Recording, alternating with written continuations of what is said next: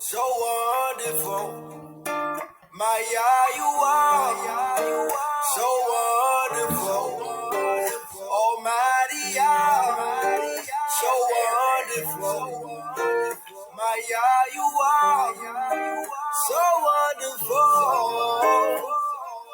holy, holy, holy, whoa. Holy, holy, holy, whoa. You deliver us right out of Egypt. Open waters, did it for your people. Made a covenant, but we need. Yeah. From that rock you was giving us woes. We complain, but you still didn't vote. You was with us, we crawled through the joke. Yeah. Your name is known all over the earth. We submit, we put you first. We ain't never forsaking your word. You got dominion on heaven and earth. We submit, we bow down, we gon' serve. Wake up, wake up. Man, my people, wake up. Descendants of the slave trade. It's time to wake up and live for our God, the God of Abraham, Isaac, and Jacob, the God of the children of Israel, who are the descendants of the slave trade. It's time for us to wake up, guys. It's time to wake up and stop selling ourselves out for the money or just to fit in with these other nations. This guy here, Pastor Mark Burns, this guy here didn't tell nothing but lies for the former President Donald Trump. Everything he was saying was lies, and they set him up. They set him up, and he knew he was being used, so he must have took the bag. But let's listen to this interview. Then I got a couple of scriptures that we're going to bring out. Let's see what he has to say. We need a warrior. We need a champion. We need a winner. And that is Donald. He's the small-town preacher who's become a major surrogate for Donald Trump's campaign for president. The last thing I want to do is to draw attention away from Mr. Trump's policy. Pastor Mark Burns, a frequent cable news guest, a crowd favorite at Trump rallies, even a speaker at the Republican National Convention. From the great state of South Carolina. But before the campaign, he was virtually unknown. I think Donald Trump is a great judge of character. You know, you would think he would just choose the greatest names, but Donald Trump values character more so than popularity or name. And I think that I fall in that category. Pastor Burns' Harvest Praise and Worship Center in Easley, South Carolina is a small operation. The church has just a few folding chairs, tables, and cameras for his televangelism. Help us to receive the wisdom of the Lord Jesus Christ. After attending Trump's November meeting with black pastors in New York, Burns says former campaign manager Corey Lewandowski asked him to speak on Trump's behalf at Bob Jones University. He's been a favorite of the campaign ever since. He just came out of the blue. Virginia Beach Navy veteran Damon Davis says he's a Republican, but had never heard of the fiery Southern pastor. Neither had his friends. So they looked him up, and he had web pages up, and they saw one of the claims was that he was a member of Kappa Alpha Psi. Davis, who is a member of the predominantly African-American fraternity, says he first saw the claim in Pastor Burns' bio on his church's website. Davis says he captured this screen grab in July, just days after Burns spoke at the RNC. Then he started investigating. And what did you find? There is no person named Mark Burns, John Mark Burns, or any variation thereof in the fraternity ever. Davis says he contacted Pastor Burns. Soon after, Davis says the webpage disappeared. Well, CNN called Kappa headquarters too. they have no record of him. So when we sat down with Burns, we asked her about that. I did, without question, say that I had crossed. I'm not crossed, but I had started the process of being a part of that organization. But that's the furthest that I've got. Is that the bio from your website? It is, but it is not it is the bio, but this is not an accurate depiction of the bio. I mean, information has obviously been added. I mean, I own up to any mistakes that I've made, like I did with my tweet, but obviously in this case, this is not from your page? No, this is from my page, but what I'm saying is, obviously this has been manipulated or either hacked or added. CNN asked the site's host, Wix, about the possibility that someone could have tampered with the church's website. The company tells CNN there is no evidence of a hack. And CNN obtained the pastor's full bio from the church's website through an internet archive. You also claimed that you served 6 years in the Army Reserves. Is that accurate? Yes, it is. Okay, we called the Army and they said that you had no active Army or Army Reserve service. No, I wasn't part of the South Carolina National Guard. Okay, I just asked you about Army Reserves. That was my question. You, in this bio, claimed 6 years in the Army Reserves. It is reserves. It is the Army South Carolina National Guard is reserves. In a statement to CNN, the U.S. Army says Burns served in the South Carolina National Guard from 2001 to 2005, was discharged in 2008. He has no active Army or Army Reserve service time. Did you attend North Greenville University? I did attend North Greenville University. Did you graduate from North Greenville University? No, I didn't complete the degree at North Greenville University. In fact, the university tells CNN he was here 1 semester. Again, the bio that's on your website claims that you earned a Bachelor of Science degree. Did you make that claim? I asked you just a moment ago as we were just opening up this. So first of all, I said that we were off the record. I didn't agree to that. Yeah, but I did. We're still rolling. I'm still asking you questions on the record. Did you make that claim that you graduated from North Greenville University? This is not fair that this is not fair at all. This is not what I agreed to. I thought we were doing a profile, and all of a sudden you're here to try to destroy my character. I'm not coming here to destroy your character. These are claims that were made on your website that was live while you were speaking at the Republican National Convention. My question is, are those claims accurate? I understand this is what media does, and I understand that when you find someone that is speaking out their heart and speaking out their desire to bring people together and to get past the political correctness of society, that the job of that of investigative journalism, or in this case, is to try to destroy the character of the individual so their voice is silenced. What I'm saying is this: in reference to my website, if there's inaccurate information on there that can easily be manipulated by other people, and it can be manipulated by hackers. People can do and say and do and create whatever they want to create. Again, the website's host says there is no evidence of a hack. I don't feel comfortable at all. This is not. You also claim to be studying at the Anderson Theological Seminary. Yes, I did. Mm-hmm. Currently working on his Master of Theology and Pastoral Leadership, according to the church's website. We called them, you're not enrolled there, and you enrolled in 2008 and never advanced. Right, but you know how old this is? This has been updated. I think there's an updated profile on me that's on the website. So is it old or is it tampered? These are old information. This is extremely old information. Seconds later.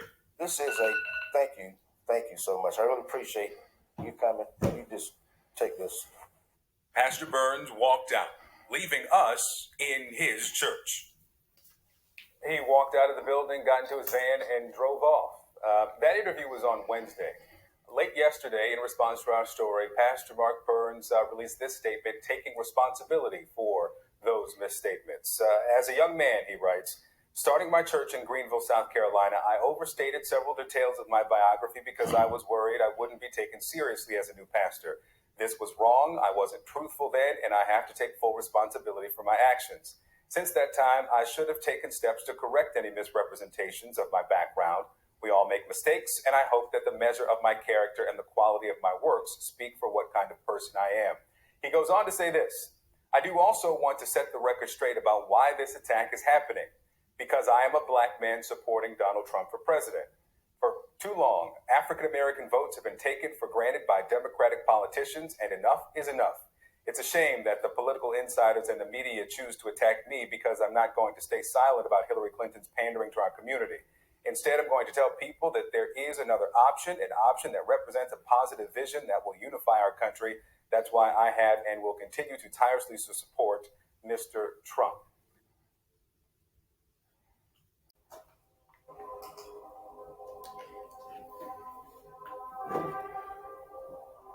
Man, wake up, wake up, wake up.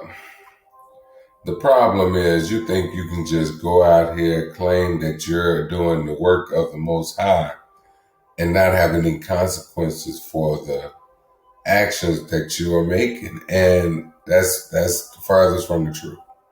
That's farthest from the truth. And this brother, he actually is an Israelite, just got used up. And once they finish using you up, they expose you. So you see how they expose this brother. But let's get it. We're going to start with Romans 3 and 4. Romans 3 and 4. God forbid, yea, let God be true, but every man a liar.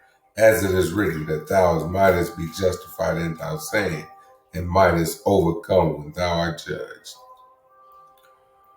So we're going to let the scriptures talk right now, because this brother here just put his own foot in his mouth, had to come back and apologize and try to constantly clean it up. But it's all going to come out, man. You might as well just be who you are. Matthews 12 and 36. And we'll be reading 36 and 37.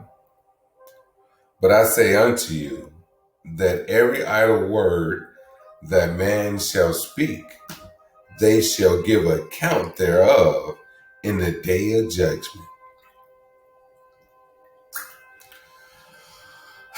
Matthews 12 and 37. And he say, he worked for the Most High. So, what I'm saying, claiming the title as a pastor. So, them idle words, man. For by the words thou shalt be justified, and by the words thou shalt be condemned. All right, let's go to Proverbs 19 and 5. Proverbs 19 and 5. A false witness shall not be unpunished, and he that speaketh lies shall not escape. Most High ain't playing with you, man. The Most High is not playing with you. Stop using my Father's words, man, and claiming that you're working for him, and this is what's going on in your life, man. Let's get it. Proverbs 6 and 16. These 6 things the Lord hate, yet and 7 are an abomination unto him. A proud look, a lying tongue, a hand that shed innocent blood. Proverbs 6 and 18. And heart that devours wicked imagination, feet that is swift in running to mischief. Proverbs 6 and 19.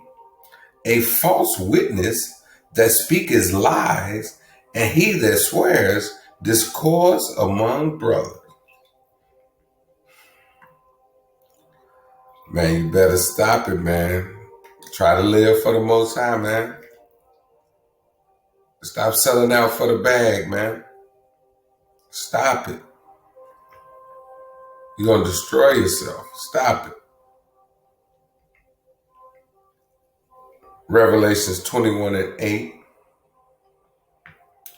But the fearful and unbelieving and the abominable and the murderers and the whoremongers and the sorcerers, and the idolaters, and all liars shall have their part in the lake which burneth with fire and brimstone, which is the second death. Wake up, my brother. I hope you have repented for your behavior, and go talk to your God. He is your God, the God of Abraham, Isaac, and Jacob, the God of the children of Israel, who are the descendants of the slave trade. Go talk to him. He's ready to listen. Go talk to him. Say you're a pastor, so I know you know the word. Go talk to him. To the descendants of the slave trade, we are the Israelites. We are still living in the land that our ancestors became slaves. Wow. Deuteronomy 28, a great place to start reading. Shalom to the Israelites, who are the descendants of the slave trade.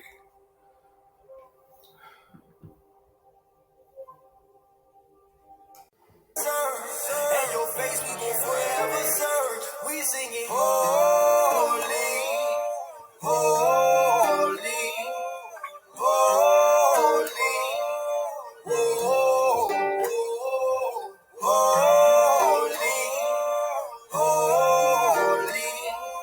holy, holy. We bind and rebuke every demon. We got power, I need you to speak. The devil's so mad we don't need him. Cause greater is he that's in me. Messiah, the light of the world. We was all blind, we could see. We do not get what we deserve. I know he died for me. He died for me. My God, you are so wonderful. Almighty, so wonderful. My God, you are so wonderful. Almighty, holy, holy, holy, holy.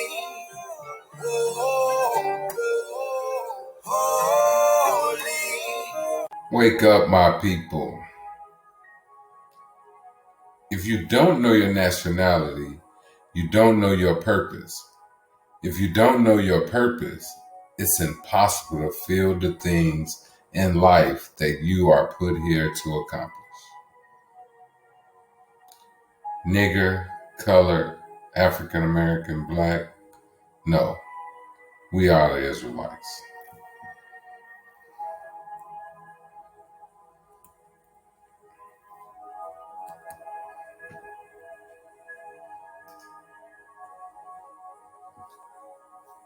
I'm going to be reading Matthew 26, 7 through 13. Matthew 26, 7 through 13.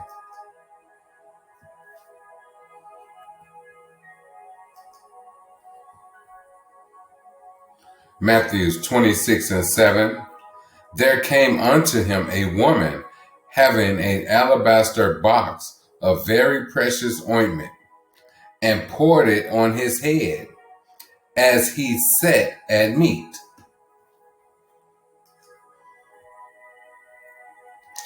Matthew 26 and 8.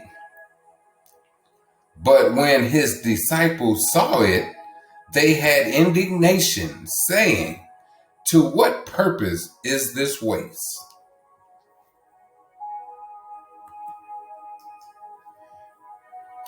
Matthew 26 and 9. For this ointment might have been sold for much and given to the poor. Matthew 26 and 10.